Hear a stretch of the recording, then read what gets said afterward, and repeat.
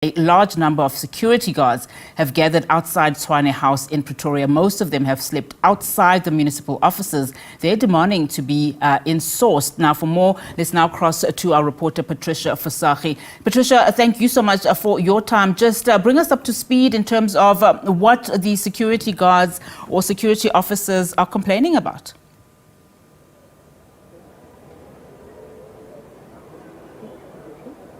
Well, good afternoon, of course, to our viewers. We're outside Tshwane House. Of course, today we're expecting to hear a debate on the Mayor Cilliers Brings State of the City address. Of course, the councillors are still inside.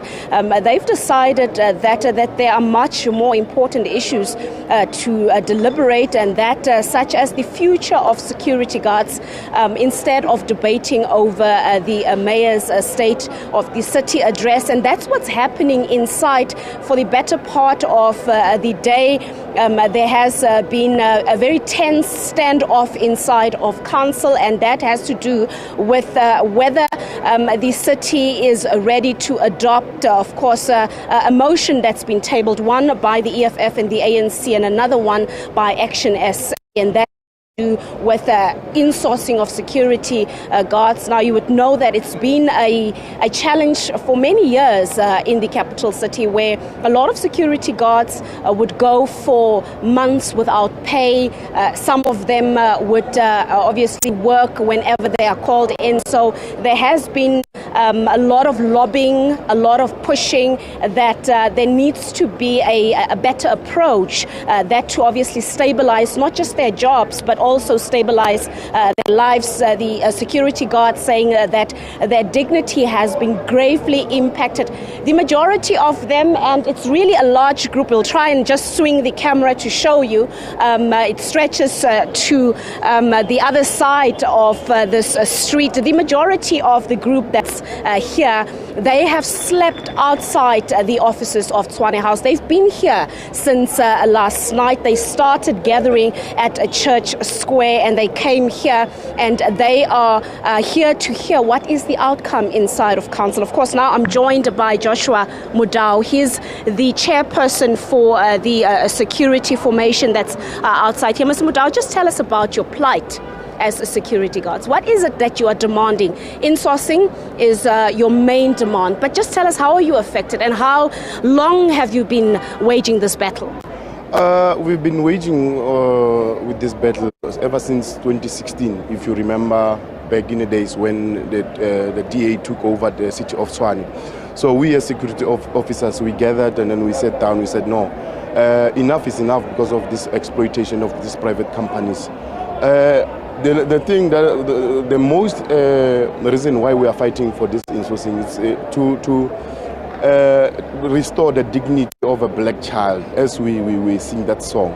And then again, we as security officers, we are really undermined by the city, because each and every time when an incident took place at the sites of city of Tshwane, these private companies, they don't want to take responsibility. They don't want to take accountability. For instance, we had an incident where a woman was raped. A security officer, a female security officer, was raped, and then the companies, they don't want to take accountability. Secondly, we had an incident where a 21-year-old male officer was brutally killed in a Nyala substation. And then again, after a few months, there was an incident again. It happened in Mabopane, Soweto, where a security officer was gunned down. Criminality, because these private companies, they are not giving us a well-equipped equipment to safeguard the property of the city. Hence, we are fighting this insourcing. So today, as you see in my wrist, in my right wrist, I was there in council sitting. The Action SA put a motion. In fact, it was, we can say it's a motion, because we already knew about this thing, because they said they've given us a sitting, a formal sitting, the whole regional office of the Action SA. They told us that the insourcing issue is in motion.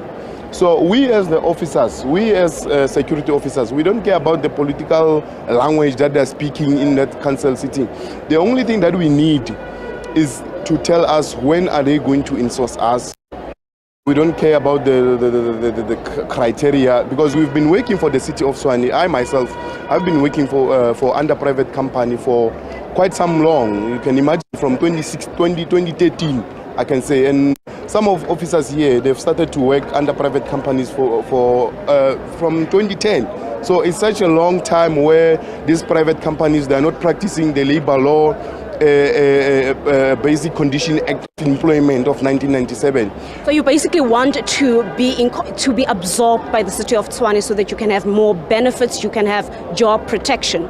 Yes. I mean, in sourcing, it will give us a stability as officers, because we'll be having medical benefits, we will be having UIF benefits, and you can say employment.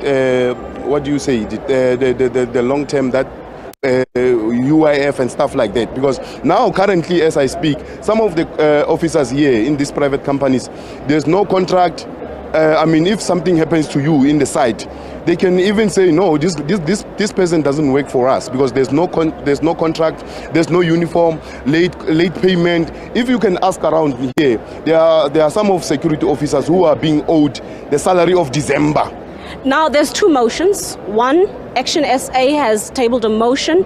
They want a feasibility study to be done, which obviously would be concluded in June, that can pave the way in terms of how must the security officers be insourced and how many exactly. The ANC and the EFF saying that this has been long overdue, it has to happen immediately. What's your overall reaction to the fight that's happening in council currently?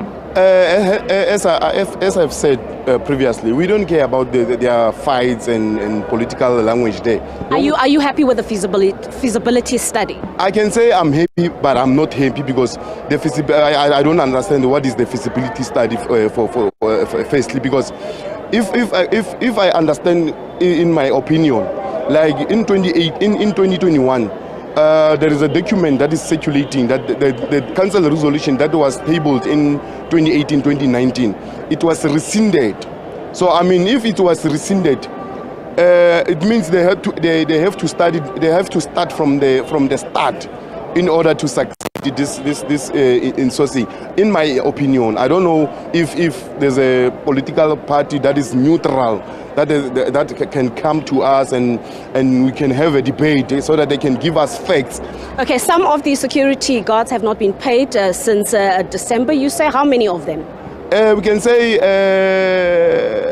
70% of paying their employees, and then when they are not paying employees, automatically the property of the city is compromised, because first of all they can't expect me to come from Soshanguve. You can imagine, from Soshanguve to Gezina I have to spend almost 100 rand single to come and then to go home again.